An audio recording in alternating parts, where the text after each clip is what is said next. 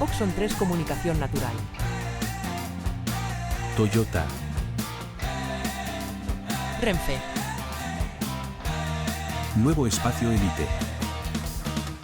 San Miguel. Coca-Cola. Universidad de Oviedo. Acción Cultural Española.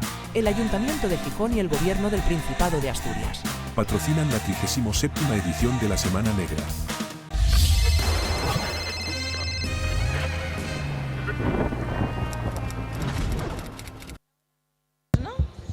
Hola. Hola, hola. Ir entrando los de fuera porque vamos a asistir a una presentación importante. Tenemos aquí a Begoña Quesada, que no sé si será muy conocida o no, pero su novela, la que ahora nos ocupa, Líneas de fuga, es finalista del Premio Espartaco. Begoña, yo la verdad es que cuando me tocó en esta lotería de la vida presentarte, dije yo, mira qué guay, porque ella es de Polalena, pero vive en Alemania, como el Mifiu. Entonces estas cosas siempre parece que ¡ay, señales de la vida!, ¿no? Qué guay. Y además es súper maja. Súper maja. Autora Begoña tiene un montón de libros, no solo este, que este es el último, el que vamos a presentar hoy, pero tiene también Nacidos después de muertos, sobre Elisabeth Nietzsche, la hermana del filósofo, o Alemania, el país imprescindible. Es premio internacional. Ella veisla así como modosina, pero ya donde la veis, y el premio internacional de ensayo Jovellanos 2023, ¿no?, en defensa de la imaginación. Y luego, en vidas paralelas y anteriores, pues fue corresponsal en Madrid, Londres, Nueva York, profesora, jefa de comunicación diplomática, vive en Múnich. La verdad es que cuando se habla de novela histórica, es verdad que muchos nos empeñamos en los escenarios de ficción de hace muchísimo tiempo. Sin embargo, tú escoges personajes reales, ¿no? Ese es un punto, es una inflexión al respecto, ¿no? Tienes que arrimar el micrófono para que te oigan.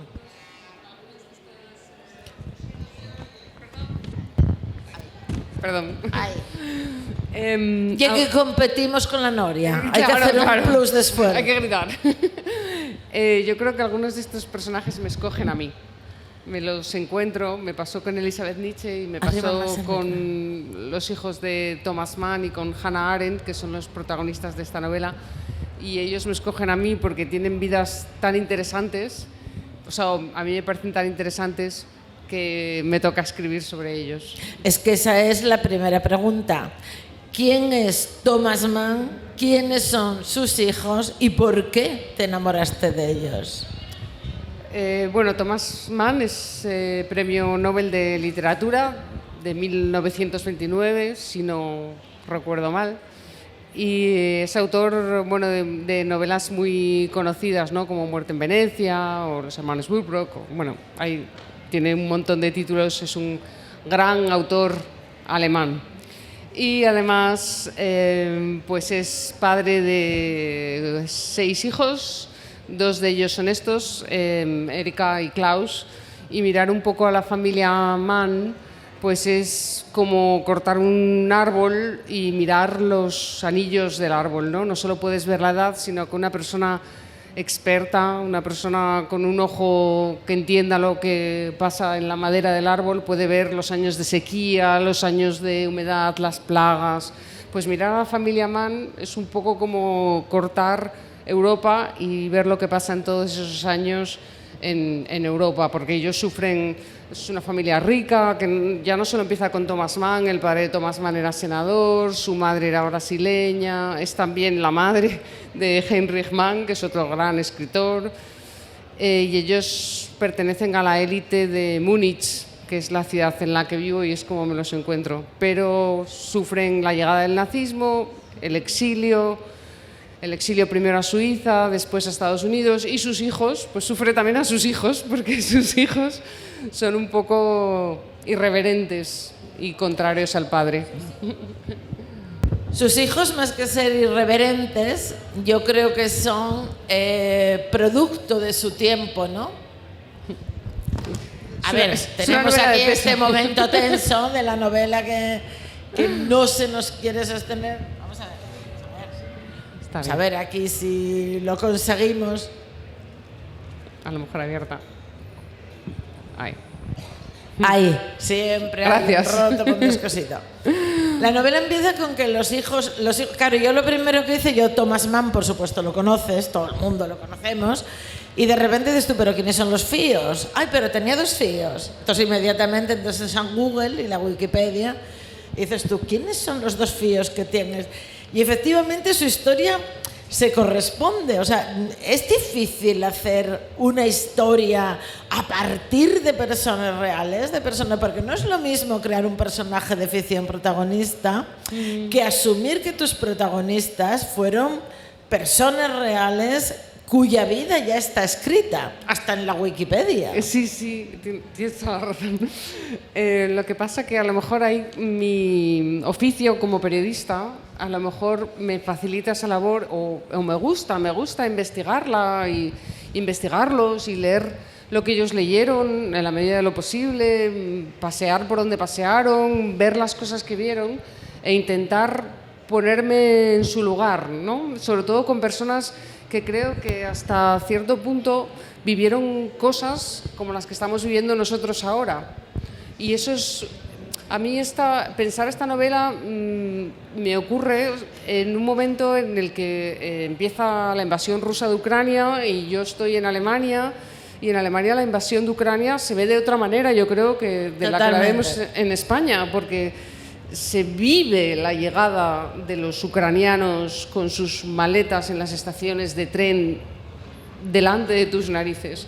Enfrente del colegio de mis hijos todavía hay contenedores en los que están viviendo estos chavales ucranianos que vinieron para 2 meses, 3 meses y llevan allí 2 años, que no saben si tienen que aprender alemán porque se van a regresar a su casa o no. O sea, todo este exilio de estas personas coincide cuando yo estoy investigando a estos personajes, a estas personas, que también pasan su exilio. Y son gente además que se dedica a trabajar con la palabra, tanto el hermano de Thomas Mann, Heinrich, como el propio Thomas, como Klaus, que también quería ser escritor a la sombra de su padre, Erika, actriz, escritora. Entonces se tienen que ir a un país en el que no pueden usar su lengua para expresarse, y los escritores necesitamos expresarnos en nuestra lengua. Entonces son gente que sufre un exilio muy difícil, un exilio privilegiado, porque era gente con mucho dinero. Un exilio privilegiado porque tú que ya es fía de ferretero, sabes que no es lo mismo sufrir un exilio y una emigración siendo clase trabajadora, prove de pedir, que como los hijos de Thomas Mann, que son happy flower maravillosos, son realmente fruto de su tiempo, porque tenemos que darnos cuenta que hay un momento donde surgen, a mí son 2 figuras que me encantan, ¿no? Les flappers en Estados Unidos y les garçonnets en Francia, que son en este tiempo de entreguerres donde ya pasó la Primera Guerra Mundial, vivimos los sol locos años 20, y entonces son estas mujeres que realmente rompen con todo, fumen, beben, se droguen, pinten, corten el pelo. Las flappers son mucho más frikis, yo creo. Les garçonnets, que son les de Francia, son como corresponde a los franceses, más sesudas, visten masculinamente, pero su obsesión no es tanto romper los cánones masculinos como introducirse en el mundo masculino y rebatir sus argumentos con los nuestros propios, ¿no? Y nuestros personajes son una mezcla de los 2. Claro, y como historiadora que eres, además de escritora, sabes perfectamente que esto ocurre muchas veces en la historia, que ocurren acontecimientos y uno los lee en los libros de historia, pero no le afectan igual a unos que a otros. Claro. La pandemia no es lo mismo pasarla en una Exacto. casa de 3 plantas que en un piso de 40 metros un piso de cuadrados. 40 metros, Entonces, todo esto, por eso me interesaba también incluir la perspectiva de Hannah Arendt, que huye como judía de la Alemania nazi, ¿no? Háblanos de Hannah, que también es otro personaje que se come la novela. Sí, sí. Pues Hannah, por ejemplo, mientras la llegada de los nazis a Klaus y a Erika los pilla esquiando en Suiza y regresan a Múnich y le dicen a sus padres, no volváis, es mejor que no volváis porque la cosa está muy tensa, pero es como les pilla. Hannah Arendt tiene que ir a pie con su madre, cruzando la frontera por un bosque a través de una casa que entrabas por una parte de la finca y estabas en Alemania y salías por la otra parte de la finca y ya habías pasado la frontera, es decir, a escondidas. Y a partir de ahí empieza su exilio, primero en Italia, después en París, finalmente... O sea, no se marcha igual, acaba en un campo de concentración, en Gurs, y de ahí ya finalmente atravesando España a Estados Unidos. Porque España tiene un protagonismo dentro de la novela también importante, ¿no? Además en un momento crucial. Pues sí, la verdad es que sí. Yo creo que ahí es donde a mí las historias verdaderamente pues, se me hicieron imprescindibles, que tenía que escribir sobre ellas. Y esto ocurre, hay un momento clave en la creación, digamos, donde digo, esto lo tengo que escribir, que es que estoy en un museo en Múnich donde está, es un archivo más bien, donde están todos los documentos de la familia Mann. Si alguna vez vais a Múnich, además de contactarme, tenéis que ir a ver este archivo porque es muy interesante. Y hay un carné de prensa de Klaus Mann que está fechado en Barcelona. Entonces, claro, a mí se me cruzó todo en la cabeza porque soy periodista, porque estaba leyendo a Klaus Mann y porque su carné de prensa está fechado en Barcelona por el gobierno de la República. ¡Qué fuerte! Porque vamos, yo os digo que yo iba buscando cosas y, claro, se corresponde con la realidad. Es que estas novelas, la novela histórica de repente te presenta la realidad y, claro, y en eso de presentar la realidad, cuando llegas a España y de repente dices, o se lee, ¿no? La división de la izquierda, como si la uniformidad nos hiciera indignos. Y empiezas con la descarga y luego dices tú, ¿cómo? Siempre dijimos lo de cómo no íbamos a perder la guerra, ¿no? Nosotros perfectamente uniformados, no sé qué. Y entonces lo cuentas de una manera genial. Divisas cosidas con 2 rayas, con estrellas de 5 picas, gorras de paño, viseras, boinas, la gorra Tellman. La falta de uniformidad en los uniformes. La verdad es que tú lo piensas y dices tú, no sé, si ahora estallara una guerra, ¿seríamos capaces de estar unidos? Hombre, en Francia la verdad es que llegados al límite se estuvo, ¿no? Eso da esperanzas, yo creo. Sí, por eso creo, y lo que pasa que tengo que decir que hoy que he asistido a varias charlas, parece que todos los escritores estamos en lo mismo y todos sentimos una conexión de nuestro libro con el momento actual. Entonces ya sé que esto seguramente lo habéis oído ya hoy varias veces, pero a mí también me pasa. Yo veo una conexión de mi libro con el momento actual, ¿no? Quizás... Bueno, somos escritores que escribimos en un momento actual, en una realidad, y eso inevitablemente, si fuera una novela policíaca de Agatha Christie, el mayordomo sería el asesino y ya estaría acabado, ¿no? O si fuera una novela histórica de Pío Moa, contaría que Pelayo era el rey y ya estaba, ¿no? Pero realmente todas dejamos la impronta en lo que escribes y la novela tiene mucho de actualidad, porque realmente ese momento, casualmente, ese momento que se está viviendo a principios del siglo XX es un poco lo que estamos viviendo a principios del siglo XXI. Estoy totalmente de acuerdo y me parece que es por eso, y se lo escuchaban, como digo, a otro escritor antes, a mí claro que me gusta, por supuesto que me gusta escribir y que escribo con gusto y es mi oficio, pero me gusta hacer libros que sean un poco como la arena de la playa, ¿no? Aquí que estamos en la playa, que se te quede un poco en los bolsillos. Entonces, me gusta que está pensado para que uno se lo pase bien leyéndolo, sí, pero también para que se quede dentro. Y después, cuando lo acabes y lo dejes, leas las noticias o escuches las noticias o hables tomando el café y digas... Esto es un poco como lo de aquel libro que leí, o esto es lo que dijo aquel personaje. Me gusta que se quede en el lector, porque a mí son los libros que me gusta leer. Claro. Son los libros que se quedan conmigo, ¿no? Que como que me dan algo. Me lo paso bien, si no es que no lo leo, pero que después se queda conmigo. Y esos son los libros que yo quiero escribir. Y así está un poco escrito Líneas de fuga. Al final escribimos los libros que nos gusta leer, realmente, ¿no? Sí. En cierto sentido, yo también, o sea, es también una... Bueno, yo también que yo soy Paula Lena, Mari. Sí, dale. Que presentes autores de otros lados y hay que ponerse más así para que te entiendan. Pero tú por mucho de Alemania y yo soy Paula Lena. Pero en cierto sentido, yo una obra también metaliteraria, ¿no? Porque yo una novela histórica, pero teniendo que ver con la literatura esos protagonistas, abundan los autores reales, ¿no? Les cites literarias. Claro, hay una muy guapa, también muy real, ¿sí? Donde se empiezan quemando libros o termina quemando personas. Es guapo, ¿no? Es guapo, es que lo ves y lo malo es que lo viste y tienes miedo de volver a vivirlo en este momento. Imagínate si vives en Múnich. Pues sí. Quiere decir, a ver, estoy bromeando con una cosa que es como un poco seria, ¿no? Pero sí,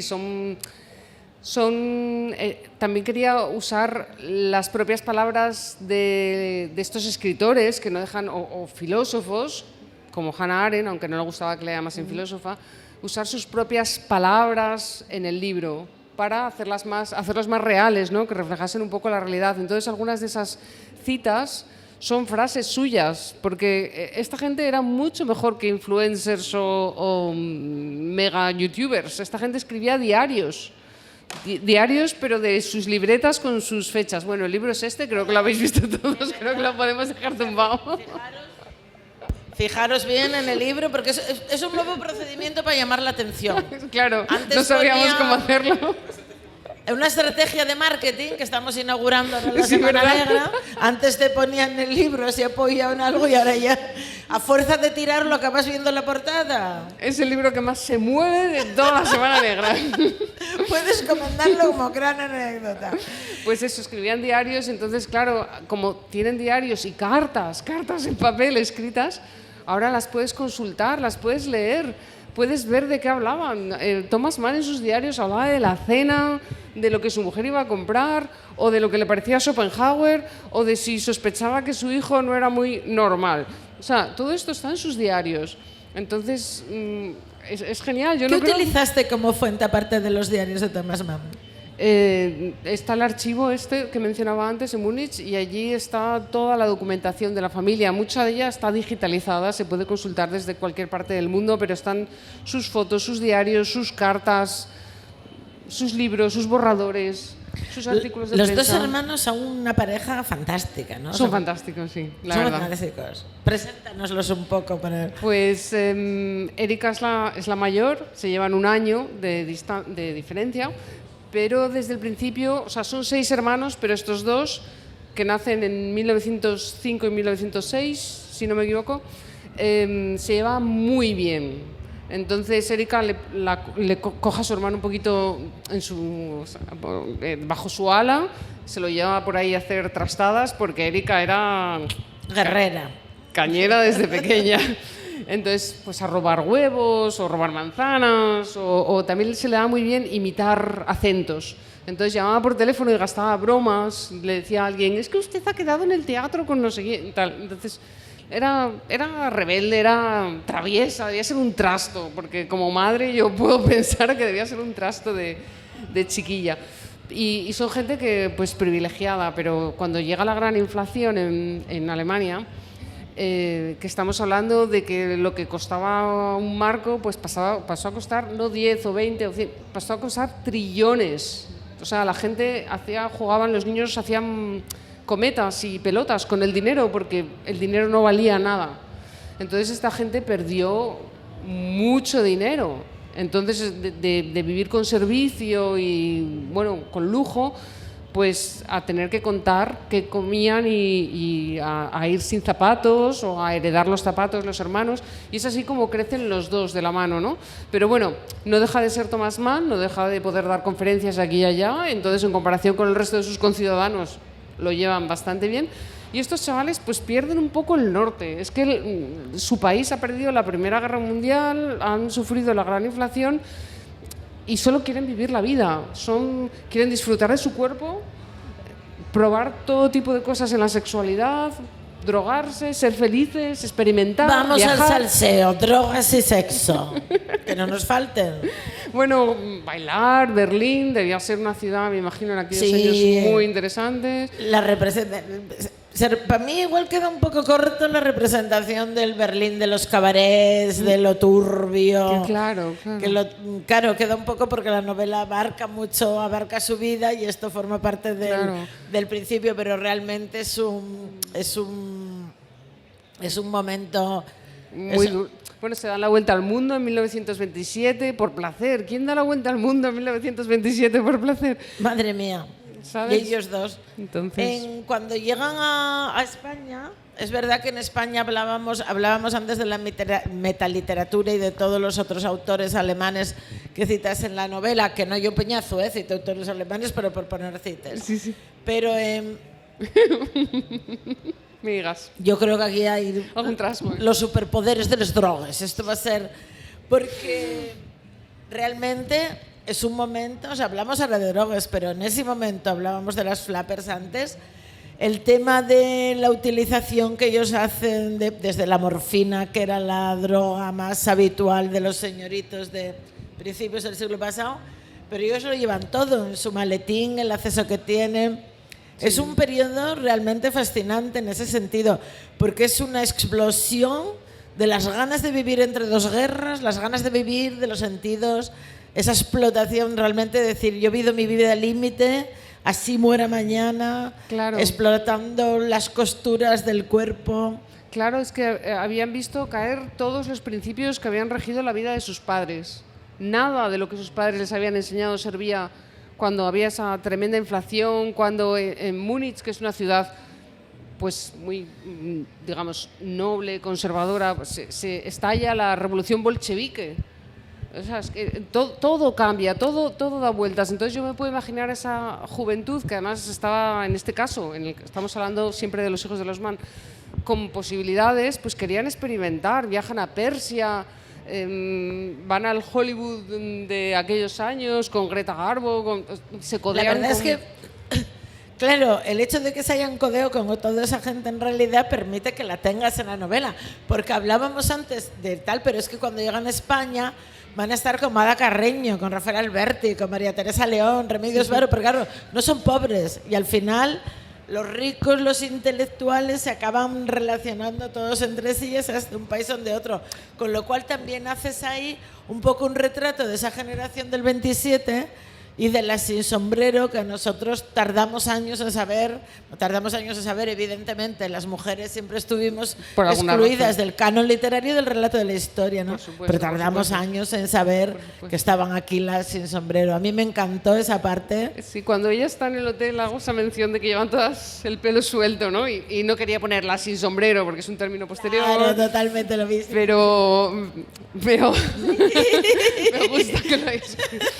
Pero sí, vamos, es que son unos tiempos sin duda muy interesantes para Europa, pero no quiero dejar de mencionar que pese a esa vida privilegiada que tienen cuando llegan a España, sobre todo Klaus Mann, Klaus Mann era una persona muy sensible, entonces él es capaz de darse cuenta de lo que está pasando en España y de verlo como el preludio de lo que les va a pasar a ellos, de lo que va a pasar en Europa.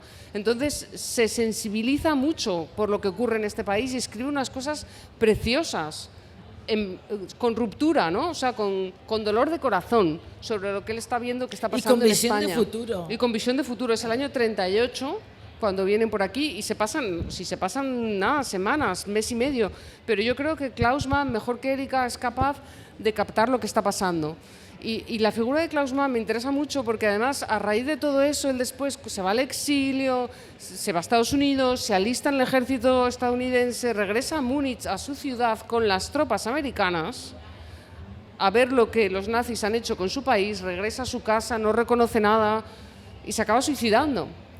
No quería decirlo por no hacer spoiler, pero bueno, es verdad que se interesa en la Wikipedia a ver quiénes eran, lo trae y se suicidó. Se acaba suicidando. Quiero decir que aunque es verdad que los pongo en un plan un poco más snob y creo que tenían un perfil distinto al de Hannah Arendt, yo creo que hay un recorrido, que se acaban sensibilizando con lo que ocurre y que se dan cuenta. No los quiero dejar en el plano totalmente frívolo, porque cuando uno lee lo que escribieron sobre España, hay un libro de Claus que se llama El Milagro de Madrid, se titula El Milagro de Madrid. Es un libro precioso y yo creo que supieron captar muy bien lo que pasaba aquí y con la sensibilidad de pensar, y ojo, esto no acaba aquí. Exacto. Sí, porque hay una...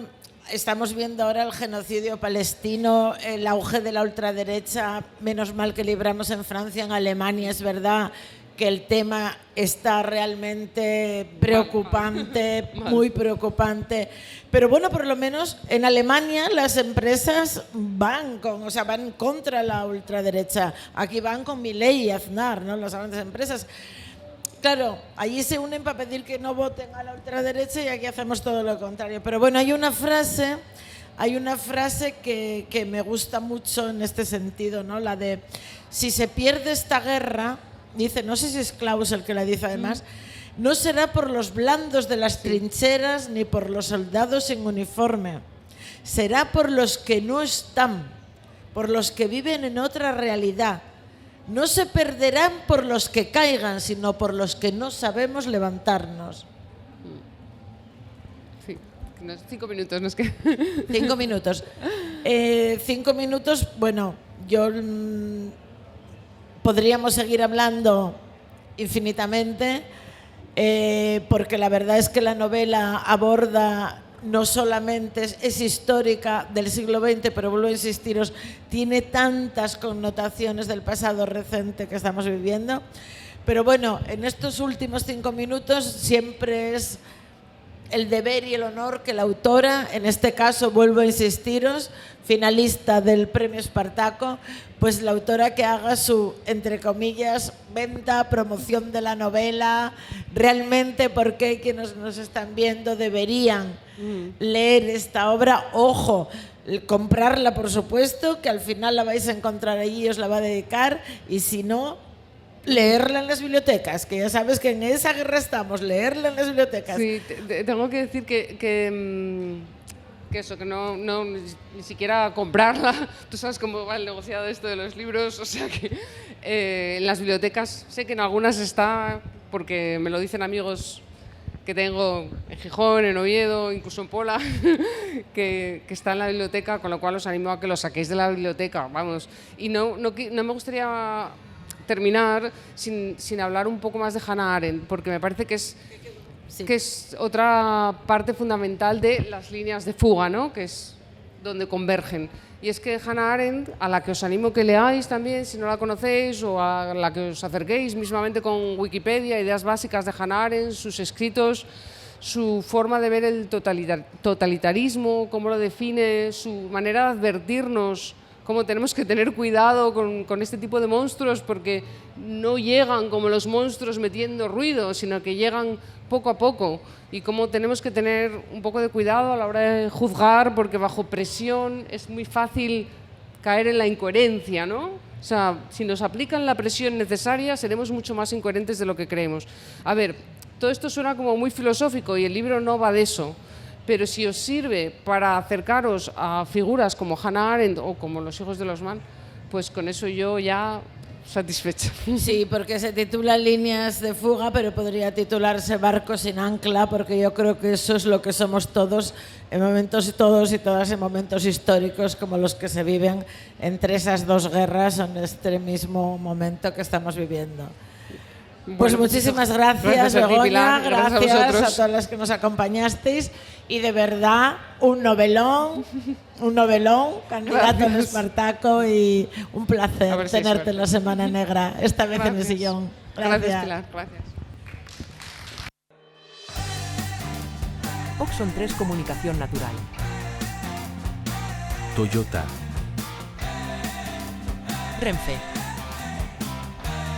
Nuevo espacio Elite. San Miguel. Coca-Cola. Universidad de Oviedo. Acción Cultural Española. El Ayuntamiento de Gijón y el Gobierno del Principado de Asturias. Patrocinan la 37ª edición de la Semana Negra.